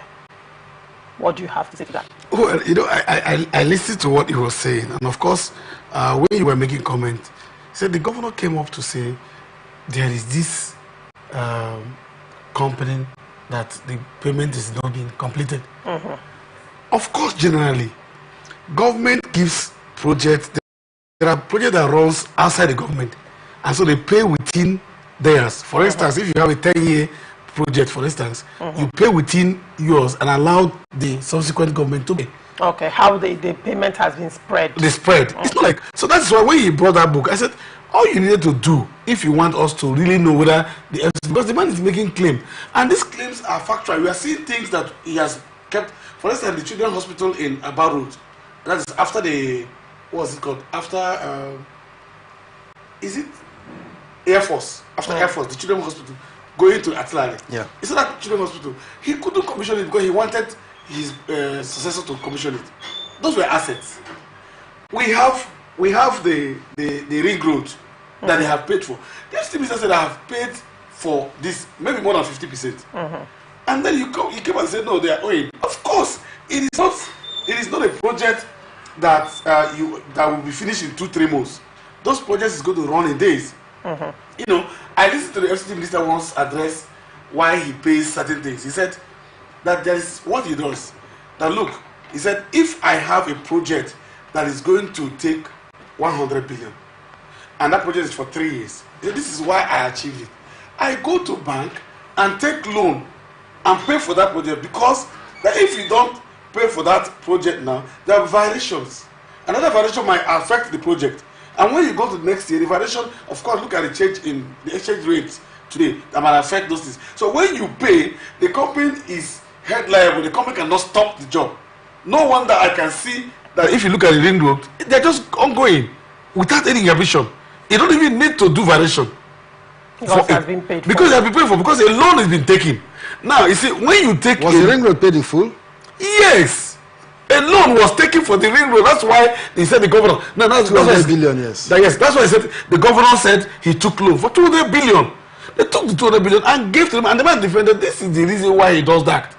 Now, imagine that 200 billion was done in... Of course, that 200 billion was done in last year, January, February. Now, look at what would have happened now with the exchange rate. That means it would have been like 600 billion. That project would have been abandoned. But because they've already paid it in dollars, so this is whatever fee they will need to convert, they will need to convert it in dollars. So however the exchange rate does here, it's going to be in our favor. It also depends if the loan was taken in naira or in dollars. No, of course, that loan was paid in Germany and it was paid in dollars. Germany don't use naira. so that's why he said he hated. So that's an asset. Okay. That is an asset. You talked about the ring roads. That he said, I want to use that, even though it's a messy thing, because I thought that by now ring roads should be done by local governments, not even states. But those ring roads were also paid for. There are assets that he has given to him. Of course, there are liabilities. Internal roads. Internal roads. I mean the internal roads. Yes, internal internal roads. yes. I think that internal roads is supposed to be trunk B or trunk CD roads. That should have been done by local government. Definitely. You know, so I think it's a messy field. That's why even NDDC, when I accuse NDDC of doing internal roads, what are you doing internal roads? I think that is what we need. This is not what we asked to do. That's not what we asked to do. So there are some, of course, there are liabilities. Every government must inherit both liability and assets. It depends on you to manage it. What the money that has come, you see, I expect, and I rate people by what I see. See, Chema, number one, if I know that you are well tutored on a particular field and that you also have the resources to do that, Choma, my rating for you and the man who is not well tutored will be different. You know, Sim is one person amongst the governors, especially from 1999 till today, that has gone through the rudiments of bureaucracy to know signings and laws and all of that. So he is better prepared than any other person to perform higher, and his expectation should be higher. Definitely. I can tell you, his expectation should be higher. Sim shouldn't be doing this head of service thing as if he's so. You mean the expectations of Rivers people on him? On him, yes, will be higher. Yeah, right. Because we have prepared him, or God has prepared him for that leadership.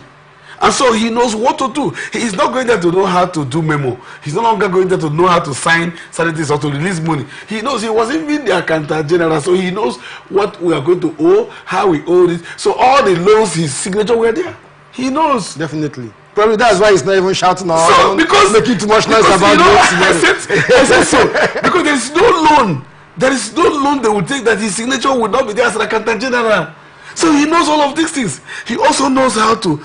You see, let me tell you something as an accountant general. If I was an accountant, and I appreciate, even if I wasn't an accountant, and I appreciate that these are the debts or the liabilities that is going to come, and you ask me to be governor, and I know I cannot do it, I will say no. So if you say no, will you there? See, he's not a poor man. He's not a poor man. So, but he accepted it. But that means that he accepted the responsibility to perform. I hope you know that you won't come and tell Rivers people that there were liabilities. That's why you're not doing something. It's like what the Buhari did. They came and kept telling us of what Jonathan didn't do, what Jonathan didn't do the 8 years. Is that what we are supposed to be hearing? So we are saying that we have now, like he has said, he said of all the governors that he's done well in civil service. isn't it? Chief Lucky Man said so. Chief Lucky Man said so. And let me risk to believe him. I'm risking it. Why are you risking it? It's a risk. That I don't want to talk about. Please, you agree with it or you don't. We won't close here if I want to talk about that. Because let me risk to believe that. But the same way he has performed in that, We expected him to perform. can't he also veer out of this 13% derivation? Look at what he just mentioned. Fantastic program that he mentioned. See, Chairman, something happened one time when I came into River State. I was in Abuja. I was working with the president. So when I came in to this town, and I wanted to do my NGO, and I found out that one of the greatest accusations for Rivers man is that we don't travel, we don't want to work. That's what Chairman has even said to me. We don't travel. That's what I have said to you. We don't do this. We're not enterprising. And I said, okay. We went to meet the company, and the company said, well, the things we have to give to our people, you don't have expertise for it, right? And I know when Lucky Man is still doing what they're doing, and it was very fantastic, because I questioned paying the ex-militants, allowances. I questioned it. I said, why would you be paying them allowances? It's like telling me who is innocent, who is not a militant, to say, no, you would have gone to be a militant. So I will go and carry gun. So you begin to pay me. Yeah. So if you empower us in the way you are doing by training certain persons, there are people that they have trained in Malaysia. There are people they have trained in so many other countries. Even the pilots. I know what I'm talking about. You finish the pilots, you bring them down to Nigeria without them going for type rating. So what you are saying is that one day they will jump into a fighter plane and do worse, because they were also trained informally. So they brought them here. Now the question I asked, the 13% derivation, I wanted to ask you that key question, because I found out, what does it cost to do a modular refinery? What does it cost to do a modular refinery? And bring these boys. These boys are saying, we are going to bring those things here for you. Don't even give us money. So see, there is something I say, you can blackmail. Chief Lucky Man even further said, they said, don't even build a modular refinery for us. We have the funds to do it. We have the funds. Don't forget, these boys have been engaged in fire. They've raised funds from there. Just make us give us a license. Is it cheap? Chama, let me say this. When people talk about the internal generated revenue from taxes, I think it's an old thing. Okay. We have also a bigger internal generated revenue that is on capital project. Yes. And capital project revenue is far higher than taxes. Imagine Rivers owns a refinery of its own. That's why I said capital project. Now, you don't even need to own it. See, if you catch these boys, if you get these boys, 10 of them, and then you give them 49% of the refinery, and Rivers State takes 51%. My sister, Rivers State will be making trillions of naira here. You should rephrase that. Rivers State will be a country in a country. That's all it is. That's all it is. Of course, you don't. Rivers State might even be loaning money to federal government. I hope California is the sixth richest economy in the world. And it's a state. And it's a state. Lagos is the sixth richest economy in Africa. And it's a state. And it's a state. Look, Lagos at a time, in 2007 or something, Lagos was doing 230 something billion naira as budget, and Rivers we were doing 220 something billion. So you look at the margin today, Lagos is doing trillions, and we're still in 800 billion. That means we're not going. And these boys, when they came and started kidnapping our boys, because the Abacha 1 million march exposed our boys. So they're like, oh, look, we are here. The Rivers man, truly, the way Rivers people were, they don't even want any issues or crisis. They don't even care their politics. That's why I can remove Rivers State people from politics to just getting their money. As long as there is money and there is nightlife, Rivers man will not come to do your politics. We don't even have time. Don't ask questions. You can do and eat. Just take that 13% derivation and do something in the communities. People, he just talked about that. The other day I came, one of those days I was saying that social work, for instance. You also have to take care of the innocent ones who are not doing these things. I said, employ 150 persons per world. It will only come to 68,000 something persons. And pay them, don't make them pensionable. And look at them as social workers, volunteer work, and then pay them 60 to 100,000 naira. If you bring the whole of this thing, cycle the whole of this thing into this is about 3 billion. And in 3 billion, is what if you have increased the internal general revenue, you can actually take that from the consultant you have taken as fall back to that and fund that independently. You don't need an assembly to assent to that. You don't need, and if you have 150% from each of the 319 wards, and any assembly says otherwise to sin, they will leave the assembly. Yes. And be frank with you. I also talked about what initiated government project.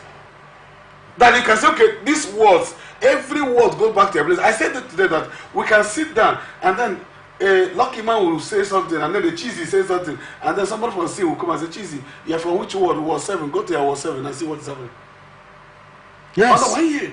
All you need is to give a peg of a budget to say, okay, in each of the ward we have 200 or 100 billion naira plus the expenses, the operational cost, maybe like a 120 billion naira.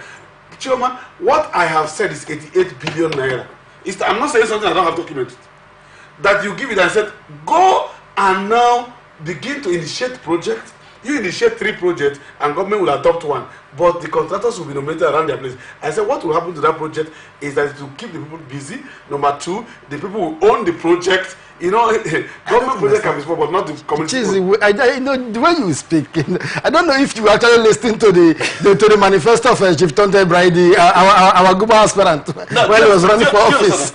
It's just the same idea. I said, okay, look at the River State, for instance. Why are we doing greater Port Harcourt? Why are we doing greater River State? Why are we building many things in River State?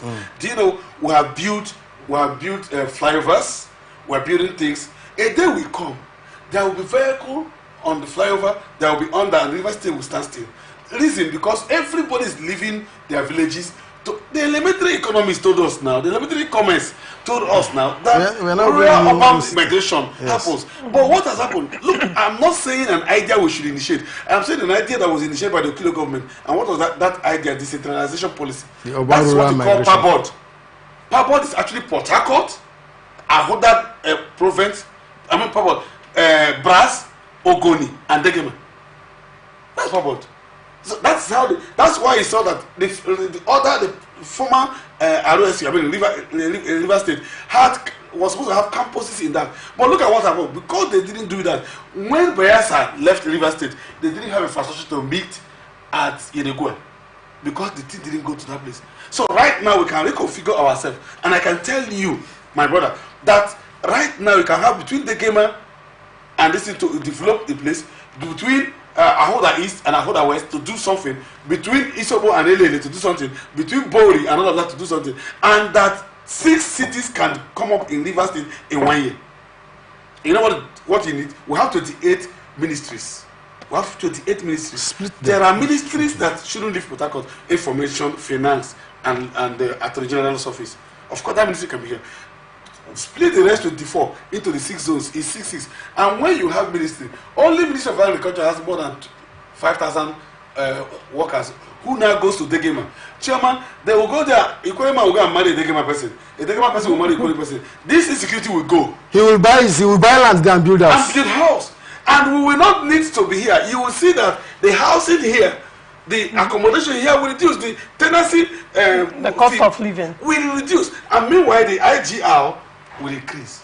What are we talking about? I said the other day, you are not pushing me to come and say that. I said I will say that so that we're not selling something that we are supposed to get money for. Because I don't understand what he is. That's why I'm angry, because he is well prepared. He's a chartered accountant. He's a fantastic, brilliant person, and he is a young person who schooled here, who also has been. I said none of them have had that kind of office. Holding that kind of office means that you go on seminar, you go anywhere in the world, and all that. You are very well exposed. You are very well exposed. So, which I should expect more from you. So, to a large extent, Chizzy, what you're saying is that regardless of the political impasse in River State, the governor has so far performed below par. Below expectations. I can tell you that. You see, when I was saying, mention something. What has happened is that they are using politics as an excuse. And then one of those, in one of your staff sessions, I said, then if that is the case now, what's it called? Russia is fighting with this Ukraine. Ukraine. And Ukraine is sending seed to Nigeria. They should have stopped the economy. They should stop. That's war. That is war. You know what war is? That war, there's uncertainty. That means in war we can be in this studio and we don't know whether something can just drop here. So the economy should stop. But this one, you are also doing something. You should also play politics with project. That's the reason why you should use the project to imagine that thing announced that thing that I'm going to do what they call in what they did in Delta. Yes, the Sopadek. The Sopadek, that he does it in River State and they send it to Assembly and Assembly says no. That Assembly will not sit that day. I hope you know in River State. So play politics. That is politics. Let me tell you what Wike was doing. Wike, if you know somebody who fought Wike, you know I fought Wike here now, black. I fought Wike all round in River State. But one of the things that you will be fighting Wike, they will ask you, the project is doing, is it of quality? You cannot lie. You say yes. You will say yes. I was fighting Wike one day. Do you know what Wike did? I fought Wike to understand. Wike went to my village and they built a secondary school that is far better than polytechnics. And so Wike stood in my place and said, this is GT Yamaslav's place. This is secondary school. So what would he ask me? What you ask me question? I said, no, that is not done in my place. Are you getting what I'm saying? While you're playing the policy, you're also playing it in other ways. I think he should have advisors that should tell him what to do. Because his boys are engaging in a messy situation that is even not good. Some analysts, political analysts, particularly on my show, have always laid the blame not on the governor but on the handlers of the governor. And some even said that a lot of them are engaging in what they call arena crisis, like the benefits from the crisis ongoing in Rivers State. Now, Chizi, you've made a very salient point about, the crisis even being a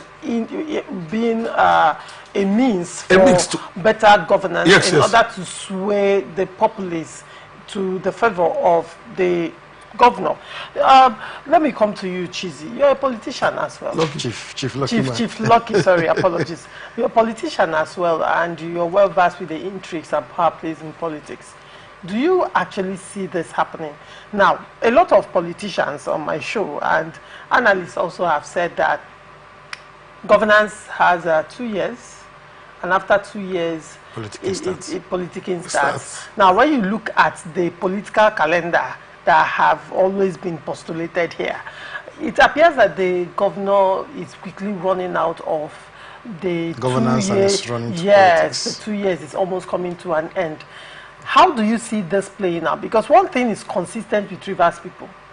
They will sing your praises, they will be on your side, but then towards the politicking year, the same people that sang your praises will now come out to say, what exactly was your blueprint and what exactly did you do? Definitely. Because the same people will still come out during the politicking year, campaigning year, to say, Governor, with respect to all the governors in Rivers State, you did abysmally.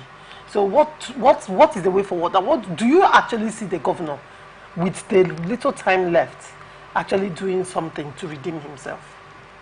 Well, I don't know the strategy the governor is trying to adopt, but like you said it, from the day he assumed office as governor of Rivers State, we expect him to, hit the ground running, start performing, carry out projects. I don't, like when he was saying, I was like, we actually listening to Chief Tonto Ibrahim, because these were basically his campaign mantra as at the time we were campaigning for elections. Take governance down to the grassroots. I expected him to do that, and if he had done that, by now, these House of Assembly members that are all jumping, no matter the influence that they have, all these things would have fizzled out. Focus on governance. People will now see that, this man is working on another fighter, one of the fighter. Things will change, definitely.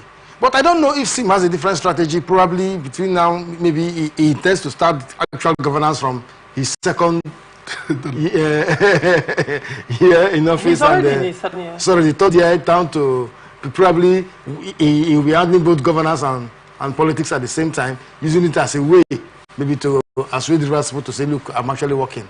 You need to vote for me How to do go. you see that playing out? Well, I don't know. Rivers people are smart, and in fact, they are one of the smartest. Like I people said, I know. The Rivers man is a man that even though you give him 1 billion naira this You morning still and say tell him what to he vote wants to for you in the evening, he will just take the 1 billion and say, let me go vote for you. Since you know, give and I can't give him money, so make me come vote for you.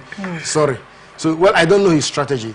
But the thing is, no matter what he's doing, the governor needs to up his game and begin to perform more.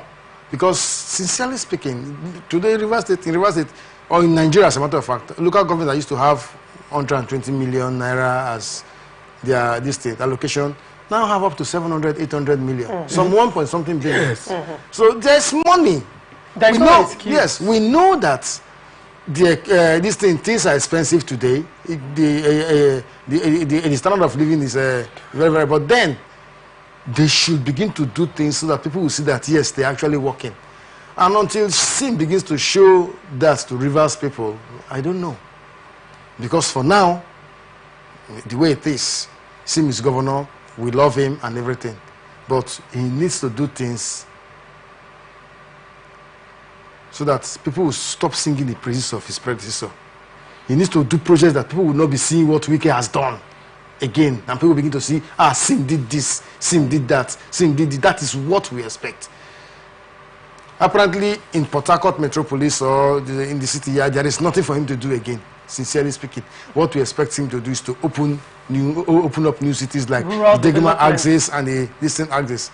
I went to Yenegua some time ago, in Ogbia precisely, going back to what you were saying. You know, I discovered at the time they went to establish one polytechnic in Ogbia there, that there was actually infrastructure there. Yeah. Covered with grasses. They have finished the building, roofed, there is light, there is everything is just intact. The only thing they need to do was to scrape the tiles off and change the tiles because it's been very long. And I asked who did this, they said it was Okilo. I was like, wow, from the time of Okilo till date, this building is, and they are using it today. So they need to begin to open up new cities. Go to Degema, the Ogoni axis, go to Eche, Ishokpo, all those. There are places. Open up new cities, decongest Port Harcourt so that development will move. As he said, it's the best thing to do. Relocate most of these ministries to these areas. Let people begin to move their families down there.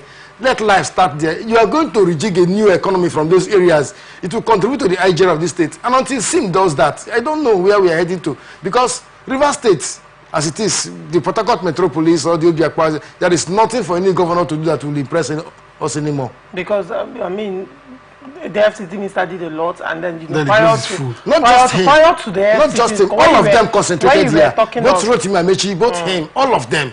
When you were talking about the governor doing things to an extent that people will stop singing To praises surpass of the what FCT we, minister. yes, surpass whatever we You just recall just that done. prior to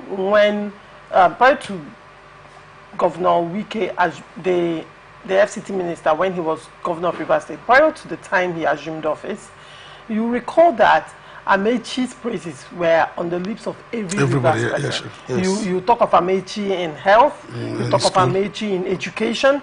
I mean, you talk about Amechi. All the local governments were affected. He positively affected all the Definitely. local governments. And then when the FCT minister came, he just focused on infrastructure. Now, a lot of people, a lot of persons very close to the governor and analysts on my show who are also quite close to the seat of power have said that the governor is focusing on human capital development. Do you agree with that? Probably that's why we are not seeing as much infrastructural development as expected. I really don't know what to say about that. I am yet to see the human capital. How many people are being impacted in this so-called human capital development that you're talking about? First, we know that it's important for you to invest in people, but it is also very, very important for you to, after investing in them, provide the much needed facilities and this thing for them, springboard for them to kick off from there. So we are not seeing that for now. Not seeing any. We are not seeing any. We expect the governor to begin to Up his invest game. in, yes, up his game, invest in areas like healthcare facilities, standard hospitals, and not just primary health centers. There should be hospitals in areas. All right, Chidi. Very quickly, what do you have to say to that? Human capital development, by the way. That's right. Can you attest to that? First is, what is human? People say human capital development. Is it just to dash people money or something? That's human capital development. We are saying that we used to have. You agree that the governor also recently have been giving out loans. That's what is. That's what is dashing out money. Chema, we have. You see, we've mentioned all that we were introducing. Of course, all of those modular refineries. Are they not human capital development? What are you talking about? Is it that because if you build this place has staff that works here, you're also doing it. I say sometimes when you employ people to work and you employ people to the school, employ people as civil servants, you employ people there, a day will come that you will not begin to look for money to pay for salary only, and there's nothing to be done. Do you agree with me on that? Mm-hmm. See, Chema, I grew up in this river state, having a secondary health care center that is the general hospital in each of the local government. Today is gone. Each of the local government, if the governor reverses that, do you know the amount of people that we employ there? We just talked about that. We just talked about engaging people. I said the social workers. I don't know human capital development. Where is the human capital development? Is this just to say, okay, go? You see, if you're talking about Rima, so my wife used to be an accountant in Rima.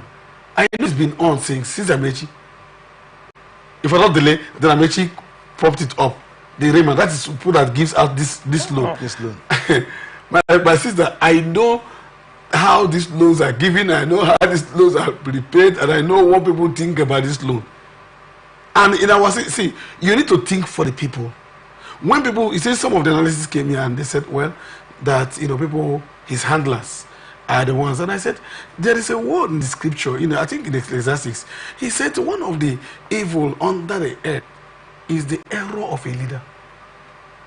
He said the evil that I've seen under the earth. So the error is supposed to be a mistake. My error and your own error is not called evil, but God calls the evil of a leader. And you know what he said? The error of a leader. Of a leader. He said the error of a leader is when a leader empowers somebody that is not supposed to be there. It's an error because the power of engagement is on the leader. You see, Choma, I have been in politics to know that the language of a leader makes his cabinet. His voice, what they come to advise, people have learned the craft of coming to advise the leader in what he wants to hear. Maybe that's why some of us may not succeed in that aspect, what the leader wants to hear. So, but if a leader employs people, I'm not speaking for anybody, one of the things that I like about Atiku Abubakar, I'm not saying, I'm not, one of the things about Atiku Abubakar, are far better than him. I'm not exaggerating it. And if you see where Atiku Abubakar sits down to listen to some of us who do not have experience as he has, you'll be shocked. When he did a reset, his agenda, I went there and I put it together, it became a reset. I told him, sir, why can you be doing that? So, and he kept saying, Jesus said this, Jesus said, and in no means, I'm not his mate in anything. So a leader must know how to take advice. People can advise on a sentiment. A leader, so the blame should go to the leader, not to the handler. All right. So in your opinion, the handlers of the governor are not to be blamed, but the governor. Fight them if you know they're not doing well. All right. Very well. That is why you should listen to public opinion most often. Listen to you. Interestingly, gentlemen, as we round up the show, interestingly, both of you started off on very differing notes and ending with one voice. That has never happened on the competition before. I must applaud both of you. Quite interesting. Thank you so much, Izzy, for coming, and thank you so much, Chief Lucky Man, for coming. I'm bringing two of you often to educate the people on political intrigues in political parties. And this is where we wrap it up on this episode of Open Air. We are open for advert placements, bookings, and commercials. You can connect with us on all our ATN socials: Facebook and YouTube, Atlantic Television Network; Instagram and TikTok, Atlantic TV Network 1; and on Twitter, Atlantic TV Net. Watch us live on our website, www.atlanticnetwork.tv. Do not forget, please identify the pathways to progress. Thank you for watching. I am Ogu Laurentia. Bye for now. Presenting people, Mr. President, my people are the place economic stability and confidence. I drop the privilege to leave of this minister and the Department of Justice. Because access to our money we put in the bank.